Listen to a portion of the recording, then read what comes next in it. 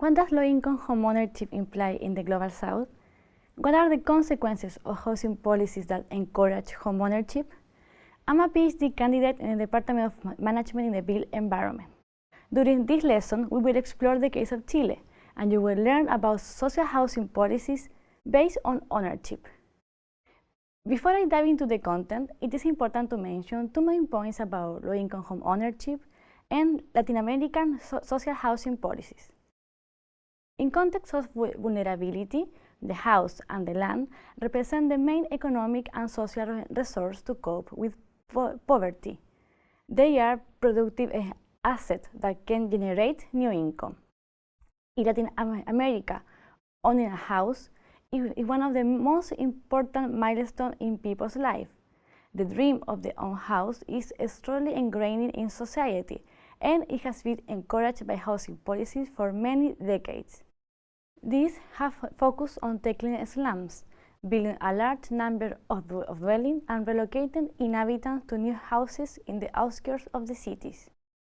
This approach is based on the neoliberal ideology, which seeks to provide access to credit and subsidies for low-income population to become homeowners.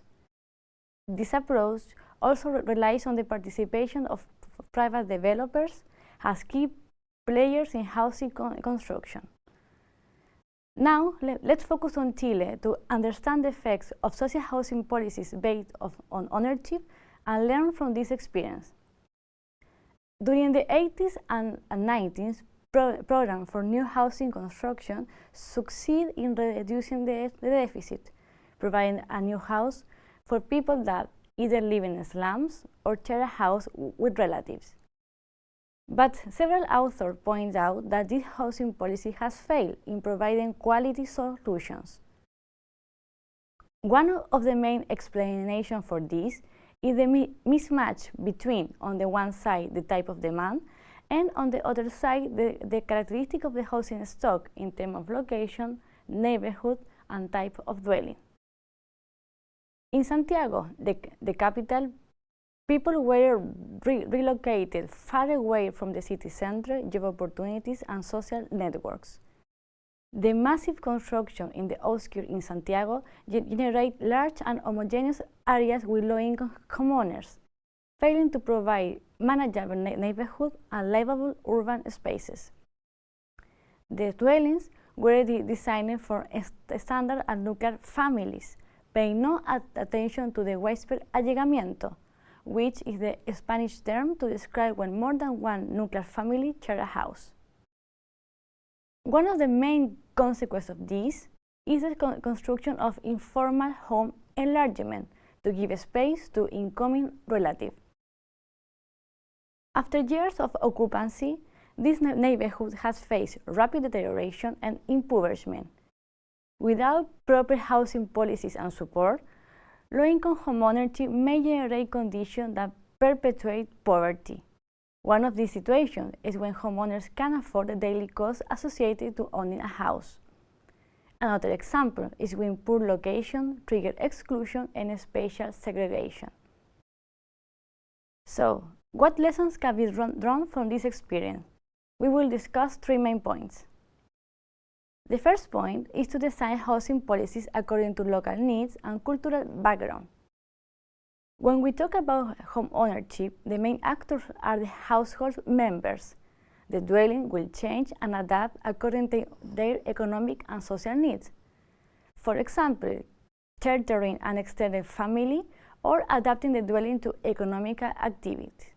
Hence, policymakers, urban planners, and architects need to be able to identify their clients and their specific needs, and to translate them into policies and projects. What are the household dynamics and how do they affect the physical condition of dwelling, buildings, and neighborhood? Can you identify the local needs and cultural behavior in your own context? Are they considered in current housing policies in your country? Second, to think about maintenance, because a new process starts when the house is built. The Chilean experience shows us that ensuring access to housing for low-income groups is not a success indicator in itself. Owners have new duties regarding the maintenance and management of their dwelling and building, especially when they live in collective housing. Institutional support to low-income owners will contribute to avoid deterioration, to increase the economic value of dwelling, and to keep the community satisfied with their built environment. What type of support do homeowners need? How do the management and maintenance of common areas are organized in your country? And last but not least, to include new social actors in the game. In Chile, a small but increasing number of third-sector organizations have become implementers of housing policies. They are organizations that are driven by social goals and that are not neither governmental nor private or commercial. Chilean social enterprises active in this field have shown interesting forms of social innovation, using participatory methods and innovative tools to support homeowners in the management of their buildings. These organizations are intermediaries because they play a crucial role supporting communities in getting access to resources, opportunities, and increasing their capacities. A different type of social actors are community leaders. Their skill, experience, and knowledge represent an opportunity that enhance bottom-up approaches. Could community leaders have more active and professional role in housing provision and management? How can new actors like third sector and community-led organizations be part of bottom-up model of housing management? Can you think about new actors leading alternative models in your country? The Chilean case reveals that both the quality of the housing stock and the inclusion of community participation should be considered in the design of housing policy at local level. It also shows the need of thinking beyond housing provision, extending to management and maintenance activities, and foreseeing opportunities based on the participation of new actors. The development of alternative provision and management model for the Global South not only depends on having a comprehensive understanding of each context, but also on using the existing social capital in innovative ways.